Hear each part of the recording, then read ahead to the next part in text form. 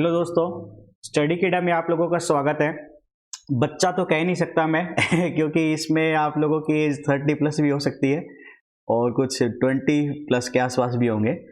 तो स्ट्रगल इतना हो गया लाइफ में, अब मैं कहना ही क्या चाहूँ इसमें, आप समझ सकते हैं। चलिए फिर भी कोई बात नहीं, हम स्टार्ट करते हैं स्टडी किडा के अंदर। देखिए, एएलपी का फॉर्म आप लोगों ने फिल कर दिया है और अब क्लासेस आप देख रहे हैं यूट्यूब पे भी, पेड क्लासेस भी बहुत ज़्यादा चल रही हैं और आप लोगों को समझ में नहीं आ रहा कहाँ से पढ़े क्या नहीं पढ़े, है ना। आप लोगों को एग्जाम के पैटर्न के बारे में अच्छे से पता भी होगा, लेकिन फिर भी एक बार मैं छोटा सा डिस्कस कर देता हूँ। आपके दो एग्जाम होंगे, CBT 1 और CBT 2। CBT 1 के अंदर आपके पास में मैथमेटिक्स की, है ना, मैथमेटिक्स के 20 क्वेश्चन होंगे आपके पास में, और जनरल इंटेलिजेंस एंड रीजनिंग के ये आपके 25 क्वेश्चन रहेंगे। और जनरल साइंस की अगर हम बात करें तो 20 क्वेश्चन यहाँ से आने वाले हैं आपके, और जनरल अवेयरनेस जो कि करंट अफेयर इसमें साथ में चलेगा आपका, ये लगभग 10 क्वेश्चन रहेंगे आपके। यानी ये आपके 75 के आसपास हो गए। 75 मार्क्स का ही CBT 1 रहेगा आपका, ये है ना, ये CBT 1 की बात चल रही है। और एक क्वेश्चन 1 नंबर का ये रहने वाला है, 1/3 आपकी नेगेटिव मार्किंग रहेगी, ये भी आपको क्लियर है इस चीज में। जनरल साइंस की बात करें तो जो 20 क्वेश्चन आने वाले हैं इसमें फिजिक्स का पोर्शन कुछ ज़्यादा ही रहता है आजकल। मैं काफ़ी एग्जाम देखे हैं हमने, लगभग 7 से 8 क्वेश्चन आपको बेसिकली मिल जाते हैं, इससे ज़्यादा भी क्वेश्चन मिल सकते हैं आपको फिजिक्स में। तो मैं यहाँ पर आपको फिजिक्स की क्लासेस प्रोवाइड कराने के लिए आया हूँ। और CBT 2 में ही कुछ ऐसा चलेगा, देखो हम CBT 1 और CBT 2 की दोनों की एक साथ तैयारी करते हुए चलेंगे, क्योंकि रेलवे का जो पैटर्न रहा है, CBT 1 होने के बाद ये लोग CBT 2 के लिए ज़्यादा टाइम नहीं देते हैं। आप लोगों को लगता है कि CBT 1 इतना डिले हुआ है तो CBT 2 में भी प्रॉपर टाइम मिलेगा, ऐसा नहीं है। आपको CBT 2 की और CBT 1 की साथ साथ तैयारी ही करनी पड़ेगी पैरेलल। और CBT 2 में हम बात करें ना, तो ये सारे के सारे पोर्शन, मतलब ये जो आपने अभी देखे हैं, मैथ का, जनरल इंटेलिजेंस का, रीजनिंग का, जनरल साइंस का, जनरल अवेयरनेस या करंट अफेयर का, ये पूरा 100 मार्क्स का बन जाएगा आपका CBT 2 में। और आपको CBT 2 में 2 सेक्शन मिलेंगे। सेक्शन ए तो यही है जो मैं बोल रहा था, और सेक्शन बी रिलेवेंट डिसिप्लिन, यानी जिस डिसिप्लिन से आपने आपका ALP एग्जाम फिलअप किया है उसका B% आपको वहां पे करके मिलेगा, और वहां पे आपको 75 क्वेश्चन वहां पे मिलेंगे। यानी टोटल CBT 2 175 मार्क्स का रहने वाला है। सेम बेसिकली 1/3 नेगेटिव मार्किंग यहाँ पे भी रहेगी। और रहेगी क्लासेस की बात, तो फिजिक्स की क्लासेस आपकी यहाँ से स्टार्ट हो गई हैं, और अगर जितना रेस्पॉन्स आप लोगों से हमें मिलेगा, आउटपुट यानी कि जितना ज़्यादा शेयर करोगे, हमें लगेगा कि हाँ भाई एफर्ट जो हम डाल रहे हैं उसका बच्चों को पूरा बेनिफिट मिल रहा है, तो आपकी जल्दी ही बाकी क्लासेस भी स्टार्ट कर दी जाएंगी। ठीक है, मतलब स्टडी किडा चाहता है कि आप लोग पेड क्लासेस ना लेकर फ्री ऑफ कॉस्ट अच्छे से तैयारी कर सकें।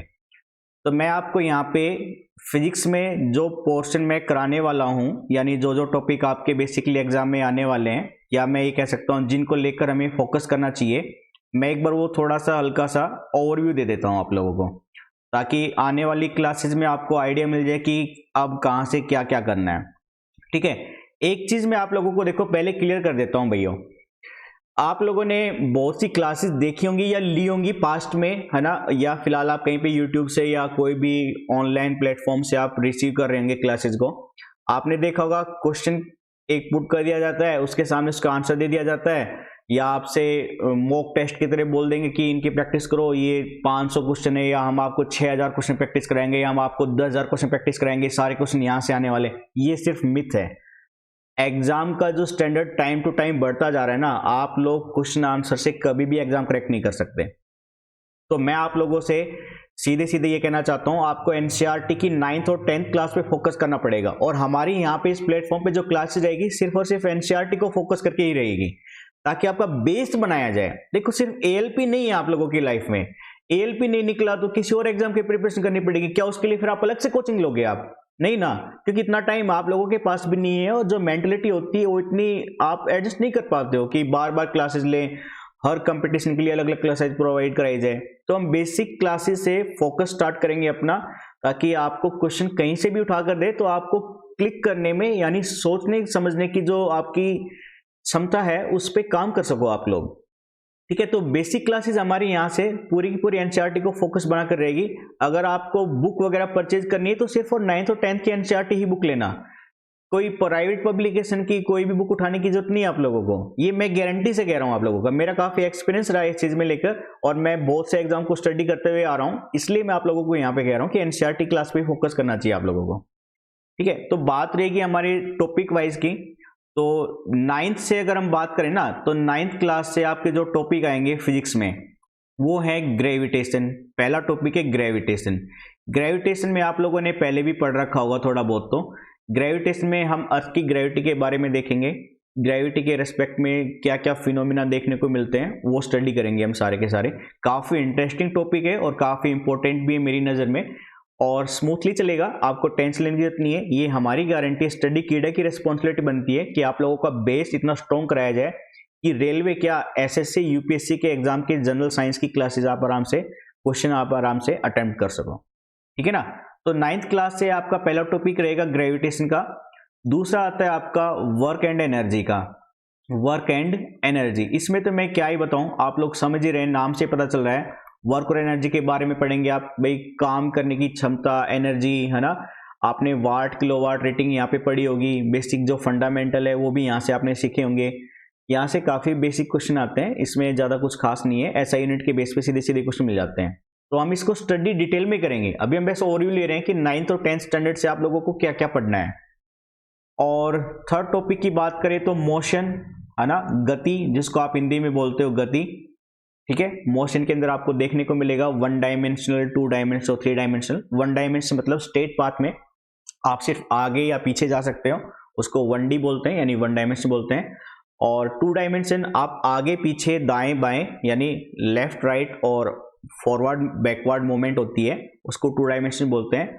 और 3 डायमेंशन जिसमें अप और डाउन भी जुड़ जाता है, यानी आगे पीछे दाएं बाएं और ऊपर नीचे, ये तीनों मिलाकर फिर 3 डायमेंशन बनता है। वो मोशन में हम स्टडी करेंगे डिटेल में।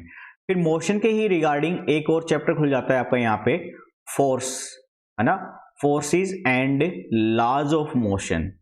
Forces and laws of motion, यानी फोर्सेस आपने देखे होंगे, भाई मैकेनिकल फोर्स होता है ना, कॉन्टैक्ट फोर्स है, नॉन कॉन्टैक्ट फोर्स है, फ्रिक्शन वगैरह भी इसी में आ जाता है आपका। और लॉज ऑफ मोशन वो न्यूटन का बेसिकली है ना, फंडामेंटल तो हम सभी लगाते हैं, हर जगह लगाते हैं। For equal reaction there is equal and opposite reaction, है ना, for every action there is equal and opposite reaction. Newton's का थर्ड नियम आपने पढ़ रखा होगा। तो यहाँ पे 3 जो नियम है वो क्या क्या है, तीसरा नियम तो सबको याद रहता है, लेकिन पहला दूसरा का हमारी लाइफ में क्या इंपॉर्टेंस है, फिजिकली आपको एग्जाम में क्या देखने को मिलेगा, उस चीज पे हम डिस्कस करेंगे। और 9th क्लास से आपका एक टॉपिक और आ जाता है यहाँ से, साउंड का। साउंड में बेसिकली आप साउंड की स्पीड, साउंड के फिनोमिना जो होते हैं वाइब्रेशन के, यहाँ पे आप फ्रीक्वेंसी, एम्पलीट्यूड वगैरह, वेवलेंथ वगैरह, इनके बारे में स्टडी करोगे। काफी आसान और इंटरेस्टिंग टॉपिक हैं सारे के सारे। सिखाने की गारंटी हमारी है, आप लोगों का काम वैसे एक ही है, लगातार स्टडी कीड़ा से एंगेज रहना है। जितना ज्यादा एंगेज रहेंगे उतना ज्यादा सीखने को मिलेगा। कंपटीशन तो क्रैक होंगे आप लोगों के, सिर्फ एक नहीं, सारे एग्जाम निकलेंगे यहाँ से आपके। और 10th क्लास में अगर हम बात करें ना भाई, 10th क्लास की साइंस से अगर हम बात करें तो 10th क्लास की साइंस से आप पहला टॉपिक पढ़ेंगे करंट इलेक्ट्रिसिटी का। ठीक है, करंट इलेक्ट्रिसिटी का। करंट इलेक्ट्रिसिटी में आपको पता है बेसिकली क्या क्या पढ़ना है ना। करंट में आप चार्ज के बारे में पढ़ेंगे, चार्ज के फ्लो के बारे में पढ़ेंगे, जिसे हम बेसिकली करंट इलेक्ट्रिसिटी कहते हैं। इसी के बेस पे आपकी पावर भी आ जाती है, रेजिस्टेंस, सीरीज पैरेलल कनेक्शन में जो छोटे छोटे क्वेश्चन आपको देखने को मिलते हैं कंपटीशन एग्जाम में, वो सब यहीं से उठ कर आते हैं आप लोगों के। करंट इलेक्ट्रिसिटी के बाद आपका दूसरा जो टॉपिक रहेगा वो रहेगा लाइट का। लाइट में आप बेसिकली रिफ्लेक्शन एंड रिफ्रैक्शन दोनों चीजें पढ़ते हैं, रिफ्लेक्शन एंड रिफ्रैक्शन। ठीक है ना। रिफ्लेक्शन में क्या होता है, लाइट का किसी चीज से टकराकर वापस उसी मीडियम में आ जाना।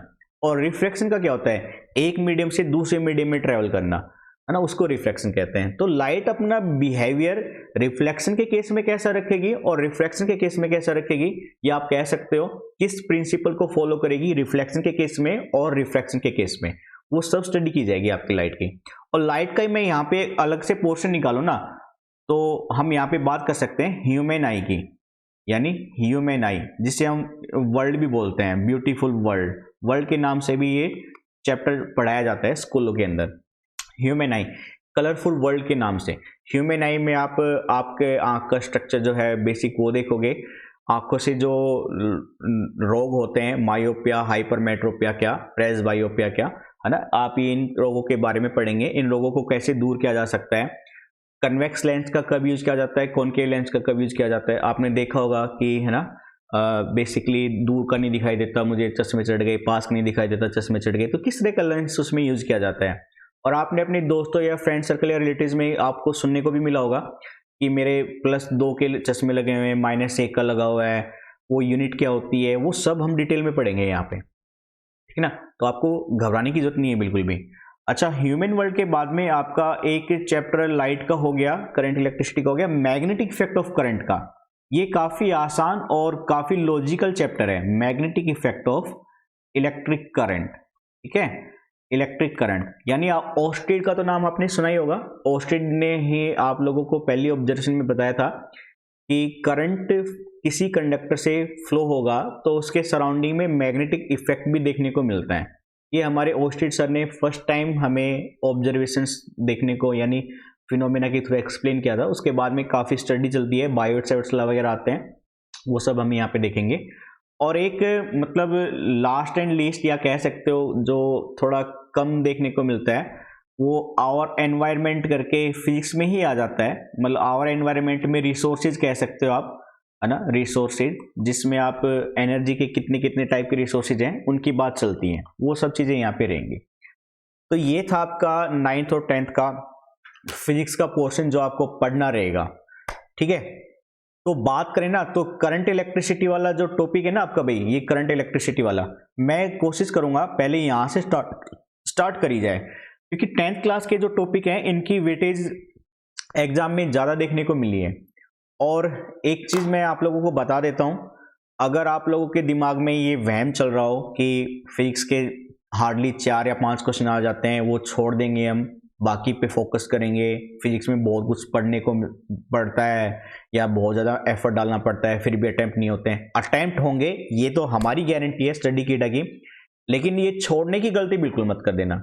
कंपटीशन इतना है कि एक एक नंबर के लिए लोग, आप समझ नहीं रहे हैं कि कितने आवर तक स्टडी करने के लिए तैयार हैं। और याद रहे बच्चों, जो आपको एग्जाम में आता है ना वो तो सबको आएगा, एग्जाम में वो पूछे जाएंगे जो सबको नहीं आते। और फिजिक्स एक ऐसा टॉपिक है या चैप्टर है कि आप कह सकते हो जो कट ऑफ डिसाइड करेगा आप लोगों की रैंक के लिए, है ना। तो आप लोगों को ऐसे हल्के में नहीं लेना है फिजिक्स को, ना ही सीधे क्वेश्चन आंसर उठाकर रट कर जाने हैं।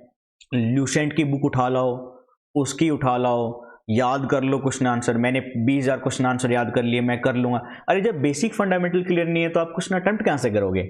और सीधे सीधे उठा के देगा रेलवे, तो अब इतना भी बेवकूफ नहीं रहा भाई, है ना। जो आप लोगों को जॉब प्रोवाइड करा रहा है, इतनी फैसिलिटी दे रहा है, तो आपको क्या लगता है कि वो आपको वैसे ऐसे नॉर्मल सिंपल क्वेश्चन उठा के देगा।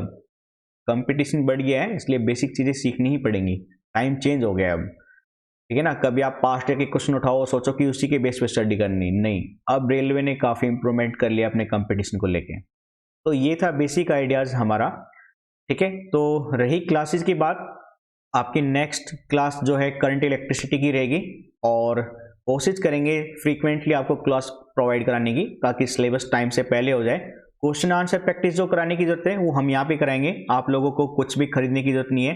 हाँ, अगर आपको परचेज ही करना है तो 9th और 10th की साइंस की ही बुक लेनी है, एनसीईआरटी वाली ही लेनी है, और कोई प्राइवेट पब्लिकेशन नहीं।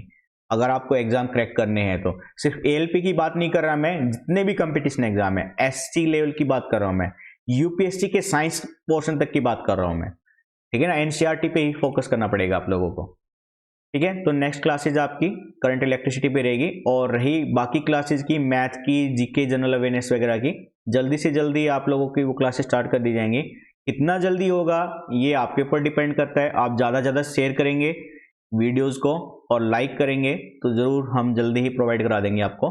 लेकिन हाँ, ये गारंटी है सिलेबस आपका पूरा कराया जाएगा टाइम से पहले, ठीक है। तो आज के लिए इतना ही रखते हैं भैया, और ठीक है, तो प्लीज़ लाइक एंड शेयर जरूर कीजिएगा ताकि स्टडी कीड़ा को भी रेस्पॉन्स मिल सके इस चीज़ के लिए। तो आज के लिए हम इतना ही रखते हैं, थैंक यू, बाय बाय।